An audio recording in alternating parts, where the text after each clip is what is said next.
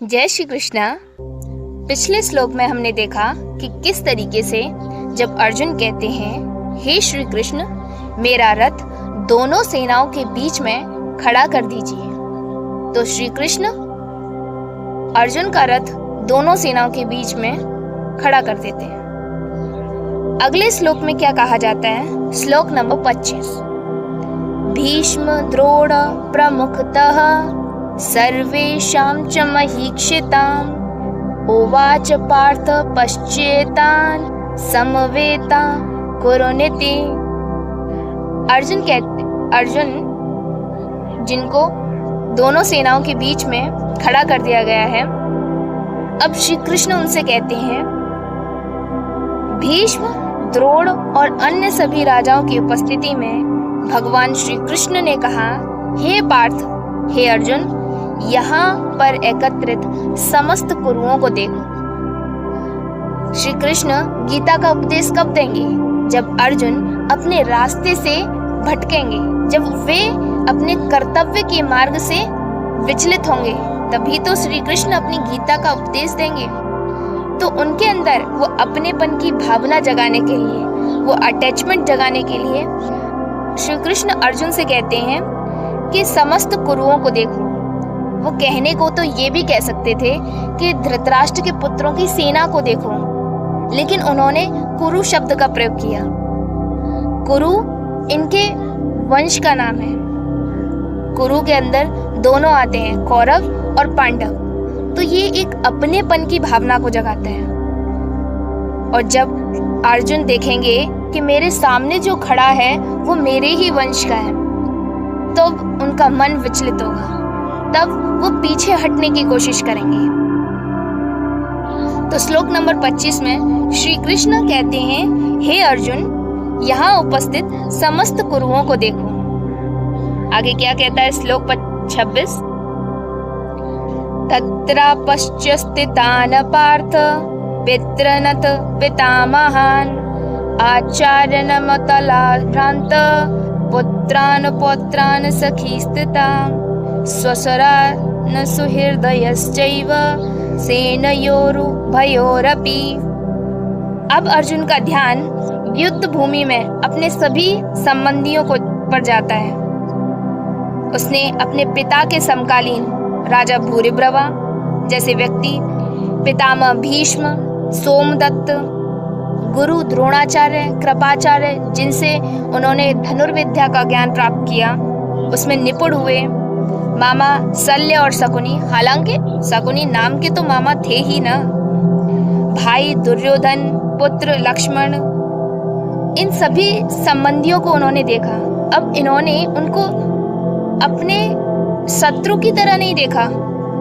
अर्जुन ने उनके अंदर अपने सगे संबंधियों को देखा।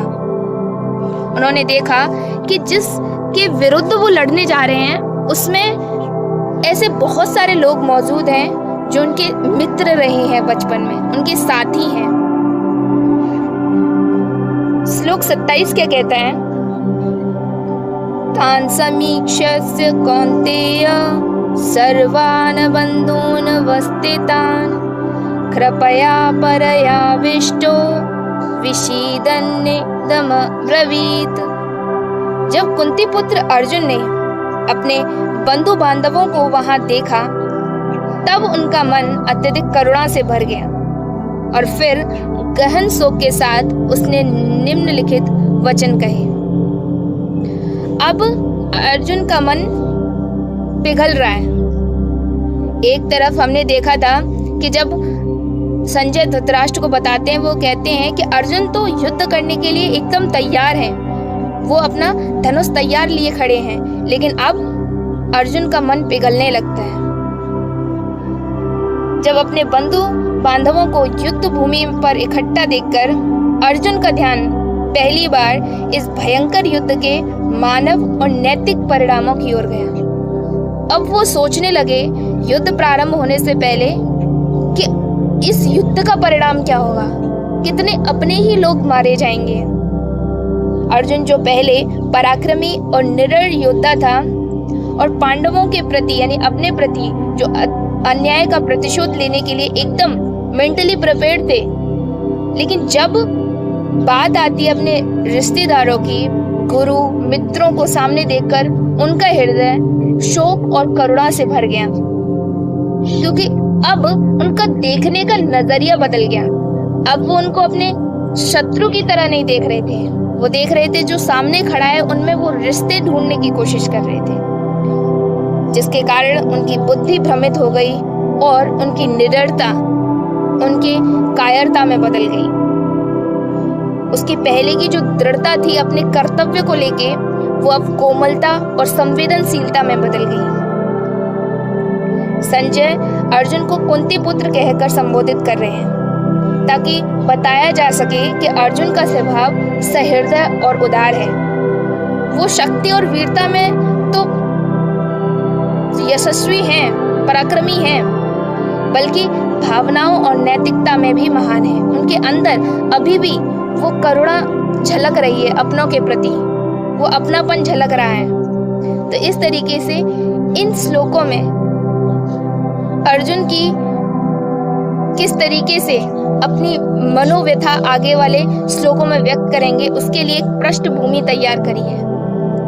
किस तरीके से श्री कृष्ण कहते हैं कि देखो तुम्हारे जो सामने खड़े हैं वो तुम्हारे ही वंश के हैं, अब बताओ तुम इनसे किस तरीके से लड़ोगे। और जब वो देखते हैं तो वो कहते हैं सच में जो मेरे सामने है वो तो अपना ही है। अब इस समय उनके कर्तव्य और उनके अपनेपन, उनके रिश्तों और उनके भावनाओं के बीच में टकराहट पैदा होगी। वो अपने रास्ते से पीछे हटने की कोशिश करेंगे और फिर वहीं पर श्री कृष्ण अपनी गीता का उपदेश देंगे, कर्म धर्म ज्ञान योग का बात करेंगे और उनसे हम भी बहुत कुछ सीखने वाले हैं। इस वीडियो में इतना ही, तब तक के लिए खुश रहिए। जय श्री कृष्ण।